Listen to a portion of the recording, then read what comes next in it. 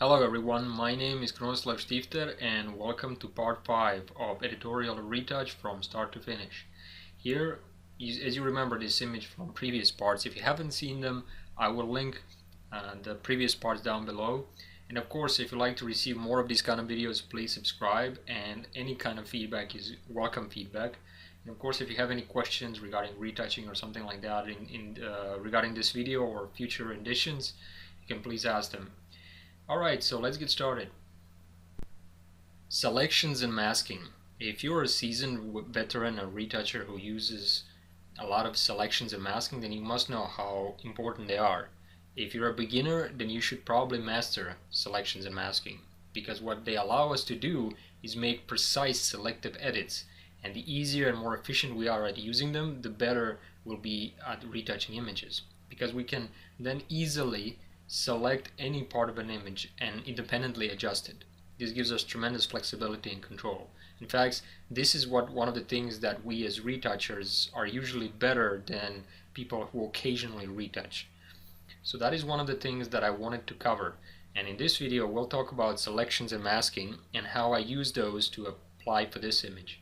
Now of course, if you remember from the previous videos, I have plenty of masks for each of the adjustments. In fact, almost every adjustment is a selective adjustment by using different masks, and some are more complex than others, as you can see here. So by using those adjustments selectively like this, I was able to really make a difference in this image and change it the way I want it with great flexibility. So I want to in this video cover different tips and tricks that I use in general and just how I approach selections and masking. And then I want to give you an overview of how I made specific masks for this image and how I apply different adjustments. Okay, so let's get started. If you want to be proficient with masking, you should probably consider using keyboard shortcuts, the power user type keyboard shortcuts, right, which allows you to quickly and easily move through your masks, to reuse them, combine them, review them. And in my last video you saw me review and show you all these different masks with great ease. The way I do that is using keyboard shortcuts. So there are some I want to share with you. Let me open up my multiple row conversions. As you can see, we have 3 row conversions and 3 masks attached to it. Now here's the first keyboard shortcut. What if you want to disable the mask? Well, you would hold down your shift key and click on the thumbnail, and this will give you a preview that the mask has indeed been disabled. If you wanted to preview the actual mask, you can click with your Option or Alt click on the mask thumbnail, and this will give you the preview. Now of course, if you wanted to change even that, let's say that you wanted to just make a selection so you can reuse this, well, you can Control or Command Shift then on the thumbnail, and this will give you a selection. Control Command D for deselect. Alright, so what about if you wanted to see how the mask looks and correct it? I'm going to click on it, and there are some areas that I like, but there are some areas that I don't like that much.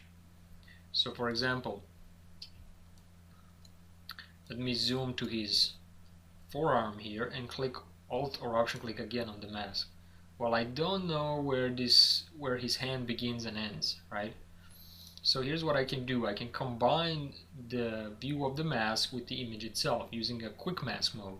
So the keyboard shortcut for that is Shift and Alt or Option, and then you click on the mask, and this gives you a preview. When you get that preview, now you can see, oh, I have painted a little bit here across his forearms, but this is a mask, so I can actually select this, change this. So I'm going to click on my brush tool, and I'm going to paint with white over that area to fix the mask. And this will now, when I go back, using quick mask mode, I was able to paint over that mask, but I was also able to see where I should be painting. So that's when quick mask mode for using this kind of work is very helpful. Alright, what about other options for this? Well, I can in fact also copy and paste this mask. I can Alt or Option drag it to another thumbnail and it will copy it. Command Z to go back. Let me deactivate all of these ones and just show you this one, right? So I have a empty mask associated with this original conversion. If I click on the mask and I drag it into the trash icon, it goes away. Now if it gives you a warning sign, which I deactivated, but if it gives you a warning sign, hey, do you really want to delete this? You just hold down your Alt or Option key and drag it with that, and it will delete it without asking you. And also, if you wanted to create a mask and add a mask to this layer, you would click on the new mask icon, right? This gives you a blank white mask, which is great. It reveals all. Let me go back. What if you want to get a actual black mask instead? And then you would Alt or Option click on the mask icon, and this will give you, immediate inversion of the mask. So those are some of the keyboard shortcuts that I use very often. What else can I show you? Okay, so that gives you the idea of what you can do with masking when it comes to this. Now there are other things you can do but are a bit more complicated. So before I jump into that, I also wanted to talk about selections a little bit and some of the keyboard shortcuts I use for selections, because we're going to use that in a more complex way a little bit later. So we have our selection tools, right? We have our rectangular and all those ordinary selection tools, more loose tools, we have our quick selection and so on. So let me show you a few tips with that and tricks. First, let's go with our regular selection tools. I will select an area by drawing it. This will give me a marching ant preview, right? And I can, of course, using my same selection tool, move it around. But sometimes I want to move it around while I'm painting to reposition. For example, let's say I wanted to make an oval selection of his face. I'll select my elliptical marquee tool, and now I'm going to draw it like this, but you know what? I would like to reposition this. So here's what I can do. First, I'm going to zoom, I'm going to leave it like this, and then I could reposition it. And now I can, if I wanted to make it smaller, I'm going to right click and choose, of course, transform selection. And then I can reposition it where I want it. Now, if I don't want to do that and I want to make immediate adjustments right on the fly, here's what I would do. I would make a selection, then I would hold down my space bar, and this lets me move an active selection. So I can reposition it anywhere I want while I'm on the fly drawing it. So by using a spacebar key. Of course, if I wanted to constrain a selection, I would draw it, and then by pressing the shift key, it makes it a circle, perfect circle. And then of course, if I wanted to reposition that, along with staying a perfect circle, I will hold down my shift to have my constrained, and then I will hold on also my spacebar to reposition it. And this is how you can really manipulate the selections any way you want. If I wanted to make a selection, and if I wanted to subtract from that, that's holding down the Alt or Option key, makes my cursor a minus, so I can subtract from selection. By holding down my Shift key, it makes it a plus, so I can add to that selection, right? That's how it works. Or if I make a selection like this, I switch to my elliptical tool. Now I want to make an intersection in terms of selection. I would hold down my Shift and my Alt or Option key and drag across here, and now where these two selections are kind of intersecting, that's what will be our new selection when I let go. Boom, like that. So these are some of the keyboard shortcuts that I use all the time, and combined with that masking shortcuts, it allows me to manipulate things very easily. And I'll show you in a minute how I can combine different elements to get really nice selection. Alright, so let me show you the first set of masks that I made. Remember, I had different raw conversions. So the first mask we're going to talk about is this one for midtones, and this is how the mask looks. So what I needed to do first is, without a doubt, I needed to select only the model and not anything else. So this is the first step I would like to do. I would like to select the model and leave, so I can manipulate him independent from the background. And we have two things here. We have, of course, the hard edges, and we have also some soft edges. That will be his hair mostly. And we have some not super well defined edges here because they're so, between the sand and his fingers, it's hard for Photoshop to tell where one begins and the other ends. So we do have some issues, but luckily we don't have to spend too much time on this area because we don't need that to be super precise. What we do need, however, is to spend more time on his hair and some of these areas here. So let's see how I would do that. Well, first thing I did was I would like to select as much as I can using quick selection tool. So I'll click on that and I will paint over his hair loosely, paint over his face, paint over this area. And here's a tip that you can use. Now, if you were painting something like this, and what Photoshop did here, or quick selection tool did, when I painted over his arm and then I went to his leg, it also grabbed this little area here, right? So what I could do here, of course, is to use my subtract option by holding down my option or alt key and then subtracting from that. And that's one way to do it, and it works. But let me go back before I did that move. You can also train Photoshop to be a bit more intelligent with this tool. This only works for one session per tool. So here's how you do it. You hold down your Alt or Option key and you paint over in areas you don't want it to affect.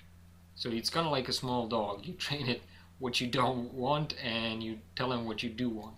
And you kind of let him remember that. Now it put that into his memory bank that these are the tones and stuff we don't want. So let's see if it will listen to us. If I paint over this area, you can see that it didn't select all of this area now because I told him, hey, these are some of the colors I don't want. So if I do have these issues, I can subtract from these smaller areas.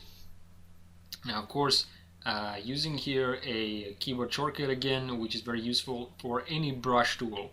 And this quick selection does happen to be a brush. So here's what you would do. I can use keyboard shortcuts, the bracket keys, to make my brush smaller or bigger. That's one way to do it. Another way to do it that I like to use it is to hold down my Alt or Option key, press my right mouse button. This gives me a overlay preview of how my brush looks, this red thing. And now if I move left, it makes it smaller. If I move it right, it makes it bigger. If I move it up, it will make it very soft edged. If I move it down, it will make it hard edge. So I want to make it a bit this big, and now I want to press Alt again to subtract from this selection, like so.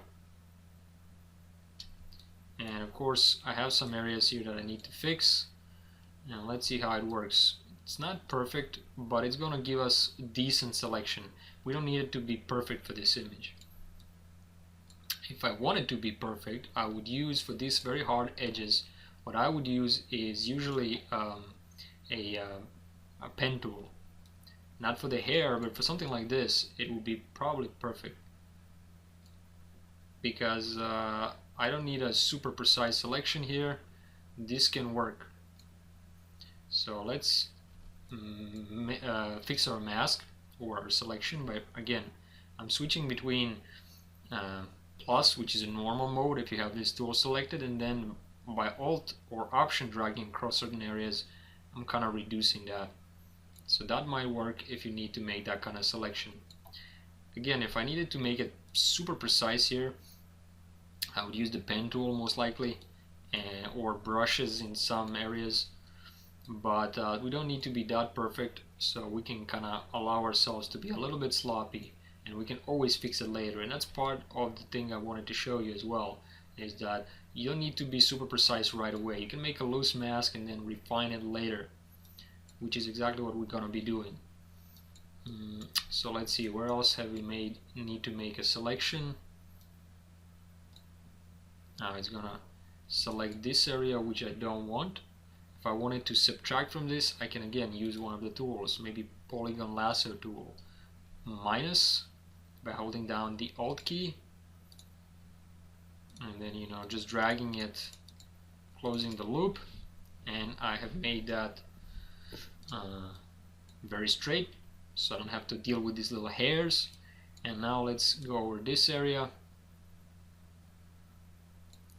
Here it is again, it made a mistake here.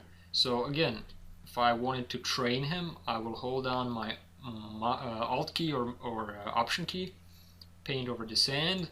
Hey, I don't want this, and now when I paint, even loosely, it probably won't detect it, as it didn't here.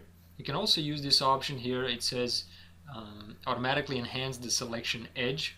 It uses a bit more processing power, but it does a slightly better job. And this is how I would make a very loose selection. Now this doesn't need to be perfect, because we can always refine it and change it if we wanted to. So let's take a look. Okay, this is an area where I would fix it. Again, maybe using a lasso tool, I can just Alt drag across that area to fix it. And let's see, what area do we miss here? Oh yeah, mainly this area here, right? So let me use my actually let me use my polygon lasso tool minus, and I'm just gonna drag almost like I would a pen tool, because it's not that super problematic area, like so. And we have our initial selection. So now I would click on the refine edge command up there, and now I want to make sure that I'm bringing back some of his hair.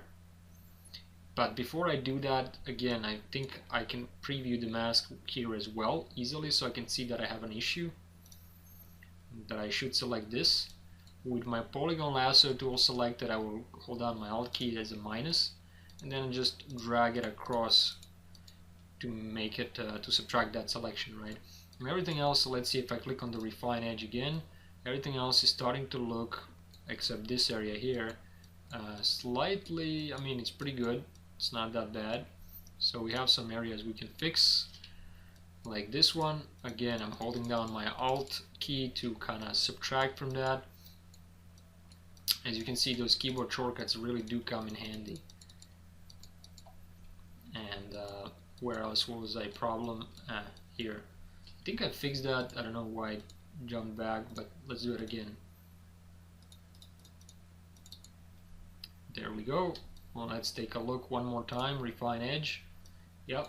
I mean, it's a decent mask, not perfect, but we don't need to be perfect, because we're not going to make that much big of a change. Now this is the part where we want to change stuff, right? This hair here. So the way this works, refine edge, first it gives you a view option here, so we can change between different preview modes. Like I can choose, on layers, so it shows me the layer beneath, black and white, on white, on black, on many different areas, overlay, marching ants, reveal layer. You can do anything. So here's what we want. We want to make sure that it's on white here, because I want to see what I'm doing. Then we have show radius, which we didn't activate yet. But we do have an option here to refine edge tool, which is basically a brush tool again, which allows us to brush in some of the areas we want them to be extra careful. And edge detection is what we want to combine with that. So edge detection, we can activate smart radius. When you activate smart radius, what it does, it tries to find, I think, the hard edges, make them very sharp hard, and tries to find potentially soft edges, make them a little bit more softer. That's why it's so-called smart. As far as the radius go, we can make it maybe, for this image, maybe about 3 pixels. If I show radius, you can see how much of a detection around the edge will it really pay attention to. Or actually, in this case, maybe I can go a bit more, maybe to about 7.5. Let's see. Yeah, that looks pretty good. Alright, now let's take a look about, oops, I think I have a bug here. I wanted to press my space bar to reposition it, but somehow it activates this thing here. Doesn't matter. Let me make my brush a little bit bigger. I'm gonna paint over this hair, where I think we should pay attention to hair, right? And it's on a nice background where there's enough contrast between his hair and background, and when I let go, it will intelligently try to protect those hairs. See how it does that? Really nice. Now, is there anything else I should do here? I don't know. Let's see. I did a nice job of selecting things. Maybe I can, again, Alt or Option click to make it a minus to subtract. Click on this area here, and it will pay attention to those shadows. Maybe that's what I would like. So I'll paint over this area loosely.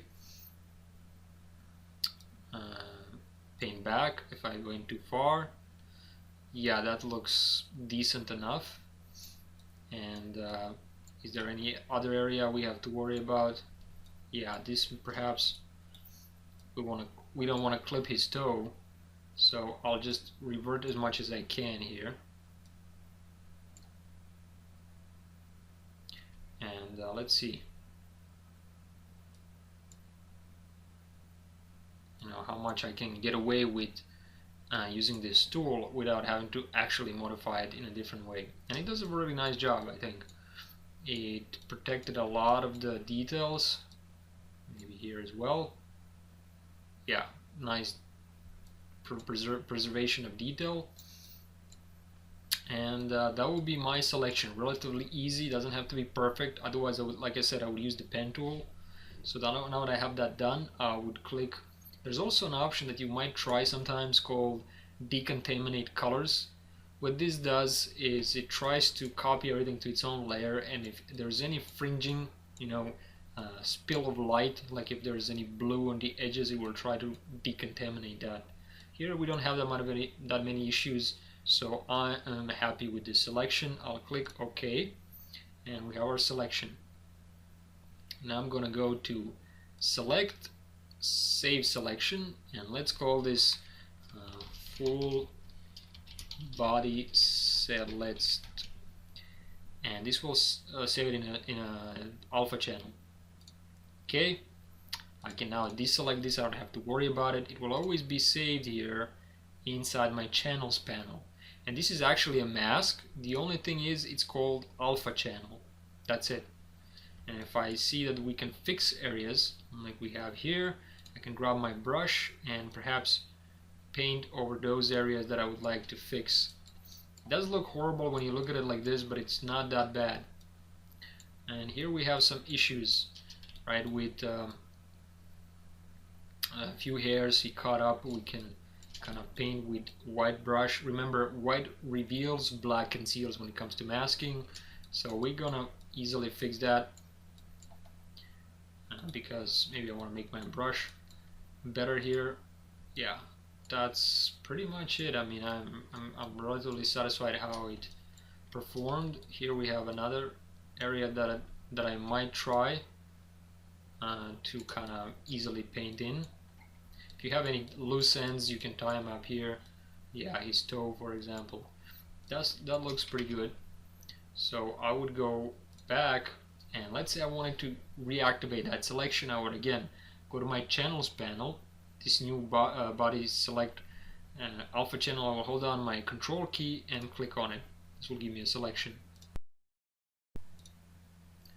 So that's how I would select the model, and of course if you're any kind of an advanced user you probably already know this.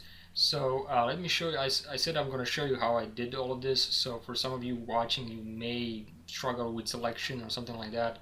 If you want me to create a more comprehensive tutorial on selection tools and all that, just leave a comment. I'll do it maybe at some point. So let me show you something else, how I made this mask. Right, pretty straightforward, but it's a combination of different things I showed you at the beginning. So what I'll do is, first we have our main layer here that we see, which is just the highlights from our raw conversions, and we don't want that right now. Then we have one for the midtones, and of course we have, it looks like this, and then I just made sure that the one below it is showing only in the sky, because we want those dark skies, right? So if I click on the background, you can see on the mask, you can see how it looks. We need to recreate this. So I'll delete this mask first, and I'll create a new one, just a blank mask, nothing more. I'll go to my channels, and I'm gonna Control or Command click on the full body select, the one we had. Go to Layers panel, and now I want to invert this selection. So that would be Control or Command Shift and I. This inverts the selection. I'm going to take my gradient tool, make sure it's set to linear and black to white. You can choose between different options here. And I want to paint from white to black, right? So what I'll do is I will start somewhere here and drag it under some angle, because we have a horizon line not straight, to about this point. And from white, which is going to reveal the bottom part, to black, also protecting his head. And when I let go, this is what we get. I'm going to Control or Command D, deselect, and show you the mask. This is the mask, just like we had before. So the one below it will only show in this area where we have black. So that will be just the sky. Everything else works the way we just showed it. Alright? So what about the other one? The really, really bright one. Well, let's see the mask we have here. This mask is black for everything except a few key areas. So how have I done that? Well, let me show you. So first thing I'll do, for the sake of this demonstration, I'll delete the mask and throw it into trash. And what we'll do is we'll create a mask that is completely black. Now you could do this in two ways. One is you create a mask by pressing on the Add Layer Mask icon, but it's going to be white. So if you want the other way to be black, you have to press Control or Command I to invert the mask. Let me go back, Control Z. Now if you want that to be in one step instead of two, the keyboard shortcut is hold down the Alt or Option key and click on the mask. This creates just the black mask. Now at this point we basically need to paint just the highlights in some key elements, right? So for this I'll choose my brush tool, make it a little bit bigger. Remember that you can use keyboard shortcuts to make it bigger or smaller or whatever. I'm going to zoom to some area, maybe make it a bit harder here. Actually, let me see how hard it is going to be. Maybe this size. And now that I have a brush that I can paint on, I'm going to make sure that everything is set to flow and opacity is set to 100% here, that it's on white. And I'm going to use my pen tool here, but you can use mouse just the same, depending on, of course, what is it that you're using. Maybe even make it a little bit less obvious. And I'm going to paint over his eyes and other areas. Now this is not like trying to dodge and burn this traditionally. This is by use of the raw converter, right? The use of the raw conversion. The difference is that we are actually now pulling the actual details from the other conversion. We're not trying to use the darker conversion and just try to pull out whatever we can, with all the bad stuff as well. Of course, if I have an issue with an area like this, I'm gonna press the X key to switch between my swatches and hide that. So let's see how the mask looks. Yeah, it's starting to look a bit better. Make my brush a little bit bigger and paint over areas that I would like to have some light on. Very loosely here.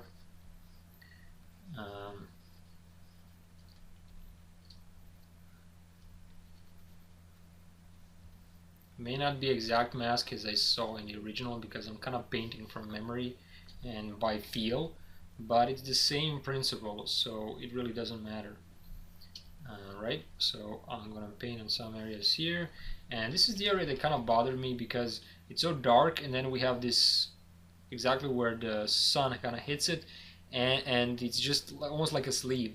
So I wanted to make sure that we have a little bit of light here. to not make it that dark. And I'm gonna paint in some more light here when I feel that we could, and of course I want to make it maybe a bit darker in some areas, so I'm gonna protect some of these muscles and abs here, and maybe this area could use a little bit of light here, so I'm gonna switch to light, and if I go too far, that's easy to do. I can easily paint that in. And as you can see, the really cool thing about this is that we're now using a raw conversion, so it's not that bad, right? We can bring back some of that details if we wanted to, but this is too much, so I'll just paint these details here. Go back and forth wherever I want. So it's dodging and burning, but using multiple raw conversions, which is really nice because it gives you more actual detail, not just pulling detail from some shadows and hoping for the best. Now that's pretty much what I would do regarding this selection. Let's see how I think I made a mistake here, so we can easily fix that.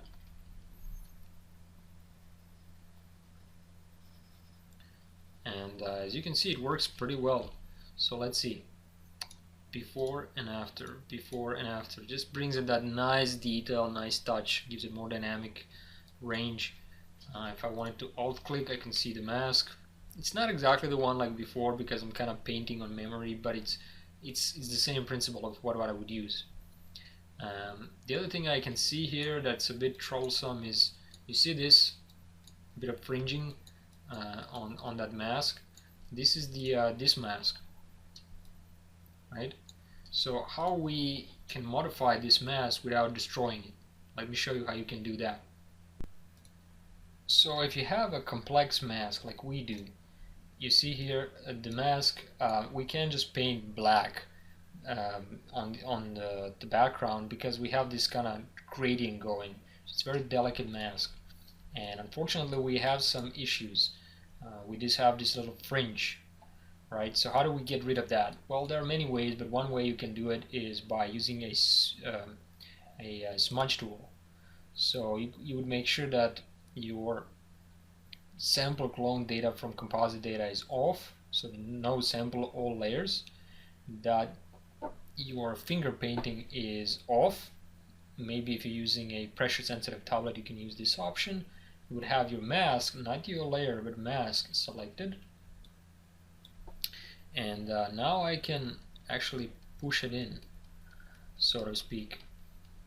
As you can see here, I can push this mask in, and if you want to see how this looks, I'll click on the mask and I'll show you. You can see kind of modifying the actual mask. And you can use this if you have this problem. It doesn't always work perfectly if you have a lot of angles that you need to worry about, but in this case it does a fairly decent job. And if I have any concerning area, I would probably just easily paint it with this. This is a very small area, so I don't have to worry about being too sharp or something like that, because when you do it from this size, who cares, right? But it's the same approach I would use for maybe more delicate work. If I have an area here that I really wanted to fix, I can click on my brush tool again and see what the mask looks like. Yeah, I can sample this color by alt clicking, so I can select an area and just painting over this area here to kind of hide it away. If I see any whites, because that might be seen from a further distance, and if I don't see any white spots like we do see here, then it's not going to be that noticeable. Yeah, it's much better. Maybe this, nothing too much, so that would be it. Usually I wouldn't worry about this, but since it's there. And that's pretty much how I would create those three masks. And of course, using similar techniques, except the luminosity mask, that's the only one I didn't show you. I would also apply the color correction. But I do want to show you a luminosity mask because I think that's pretty cool. So let me show you how that works. And if you don't know what a luminosity mask is, it looks something like this.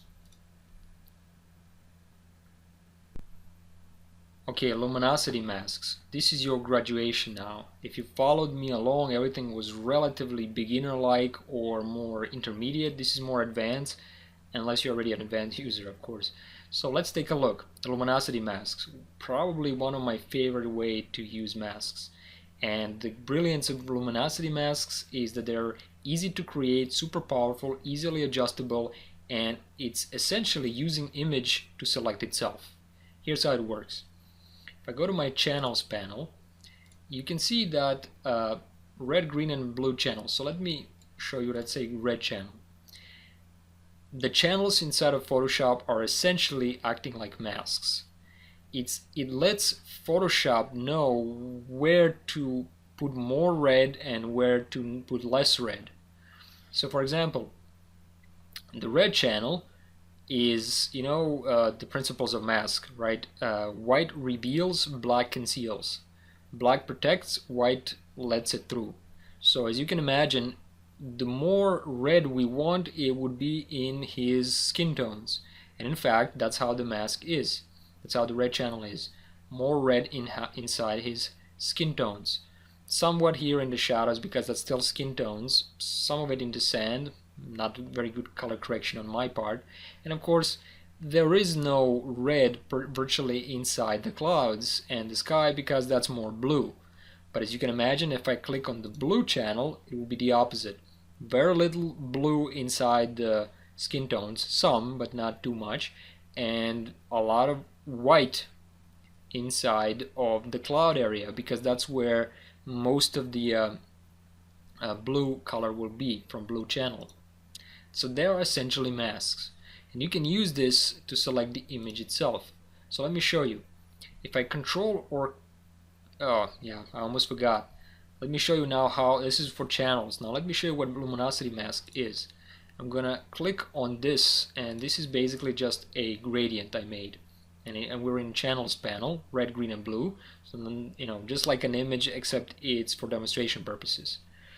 If I control or command click on the red channel, what luminosity mask does, and this is it selects everything that is 50% gray all the way to the brightest point in that channel. So everything from 50% gray to the brightest point. And of course, if I go to my image, I want to do the same thing except in a more complex way inside the image. So I'm going to control or command click on the red channel, and what I'm going to do is I'm going to select inside the image, making very fine selection on everything that is 50% gray to its lightest point inside the channel. But this is not what I want. Remember, I want to select the shadows and affect the shadows. So I need to inverse this mask. That's Control-Shift-I. So now I've inverted the mask. Now we have the opposite. Now we have selected everything that is 50% gray or darker all the way to black inside that channel. The reason why I used the red channel and not blue is because we want to select the model which is mostly red, mostly in the red channel. But this is still not what I want, right? Because now I have selected 50% gray or darker in the entire image, and I want to select 50% gray or lighter inside the model. In other words, the shadows inside the model. And this is where another keyboard shortcut comes in. Since we already made the selection of the model itself, this is really easy now. With this selection active, I'm going to press all my modifier keys, Control, Shift, and Alt, and that's when I move my mouse over this already selected model mask alpha channel, and I press all my modifier keys, it's going to turn into a X. It's going to intersect this selection. And when I click on it, boom. Now all I have is the model selected only in the shadows. Exactly what I want, right? So if I go back to my layers panel, I can create my curves here and darken only that part. And I only have darkened the shadows. If I deactivate it, you can see that I can play around with this and I can only affect the shadows, not the rest of the image. Only the shadows in the model, with very little work, very precise. How precise? Let me show you the mask. Super precise, right? Very organic transitions. Now there's much more we can do with this, so let me show you. Like I said, this is more advanced stuff, so pay attention. If I want to affect all of that, but I don't want to affect his hair, right? Because it's already dark. Well, that's easy fix. I click on the mask, I take my brush tool, and I just get rid of that. And as you can imagine, this is how the mask looked now. Very organic like before, minus the head. Alright, so what else can we do with this? Well, we can even play around with transitions even more. So let me show you. This mask is, well, it has nice transitions, right? Where it's white, that's where we have our effect applied, and here it not so much. But what if I want more more to separate the shadows and highlights in this mask? Well, I could. Here's how.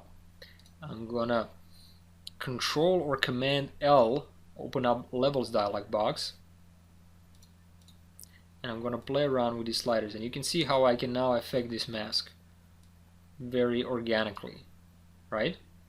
I'm gonna cancel out of that, go back to original mode, click L, and now I'm gonna play around, and you can see how I'm affecting the actual image,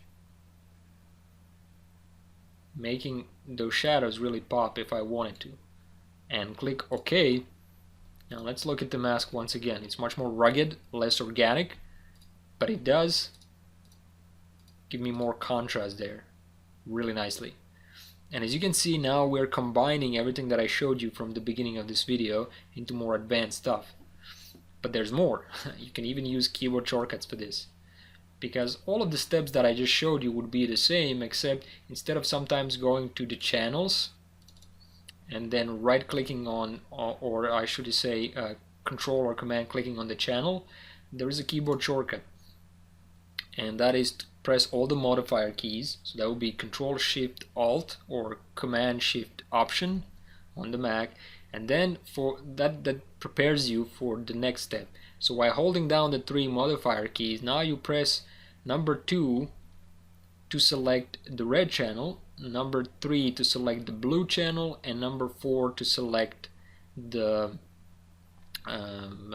actually to select the blue channel. The number 3 was to select the green channel, and that's how it works. If you're on very old versions of Photoshop, there is a slight difference in keyboard shortcuts, or if you modified something. So let me show you that. Control Shift K to open up, oops, sorry, wrong dialog box. I'll go to Edit and Keyboard Shortcuts, and here it is, right? Use legacy channel shortcuts. If you activate that, then the modifier keys plus the the numbers on the keyboard will change, but the modifier keys remain the same. So if you don't have that option on, then it is the way I showed you, and that's how it works. So hopefully by seeing how I applied some of these masks, you can imagine that I applied similar masks here and in other areas to affect this image in a very precise way, right? So 1, 2, 3, 4, 5, and I could go on. So by using these masking and selection tools, I was able to very selectively manage this image, and I can reuse these masks anywhere I want, copy paste them, combine them. You can do anything you want. So by using the keyboard shortcuts, by knowing how masks and selection works, there's no limits really. You can do just about anything. So mastering those tools is something I would highly recommend if you're trying to be better and better at retouching, and practicing it to the point that it becomes, well, second nature. As they say, amateurs train until they get it right, professionals train until they can get it wrong, right? I love that. So see you in the next one.